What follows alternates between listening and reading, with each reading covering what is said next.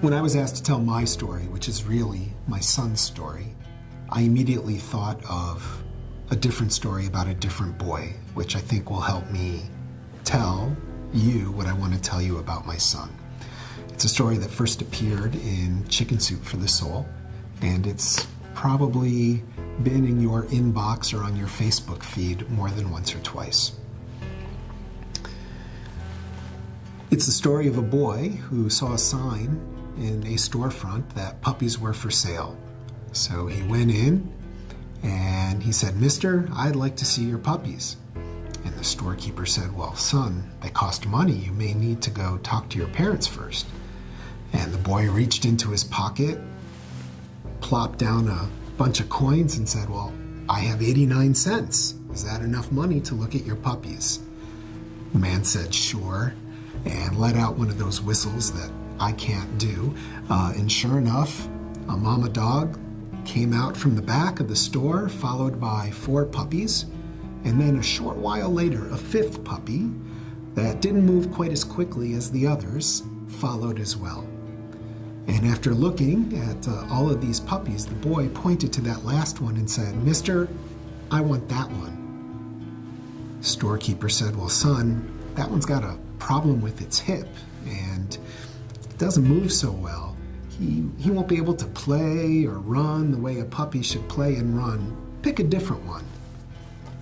And the boy proceeded to roll up the pant leg on his right leg and showed a brace that was attached to his shoe. And he said, "Well, mister, I don't run and play so well either, and that puppy's going to need someone who understands." And as soon as the man heard that, his heart melted too. And he said, "You're right. This puppy belongs with you, and you can just have him." And the boy, though, was determined and said, "No, sir, that dog is worth as much as all the others. I'm paying full price. Here's my 89 cents, and I'll come back every week with 50 cents more till I've paid full price." And how could the man really argue? Because that boy taught him 2 important things. One is that we have to treat people with empathy. Not sympathy, but empathy.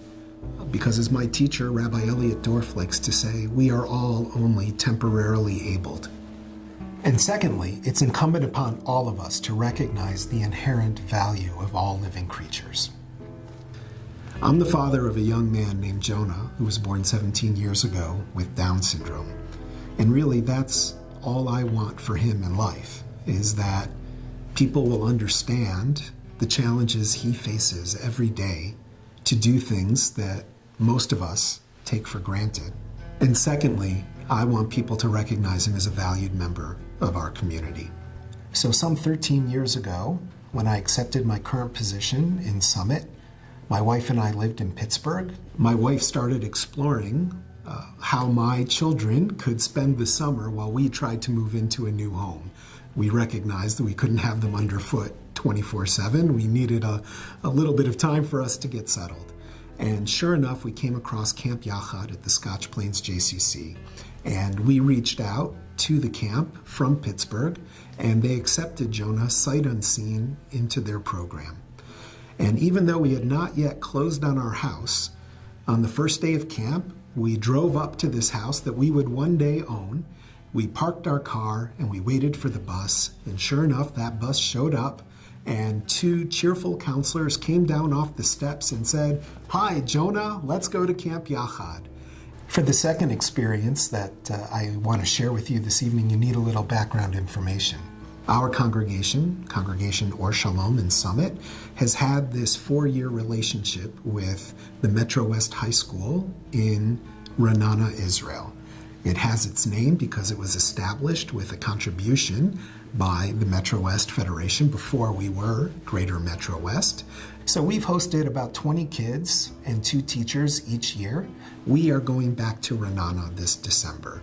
And we now have a group of 16 kids enrolled to do this reverse trip, this reverse mifgash, back to Ra'anana.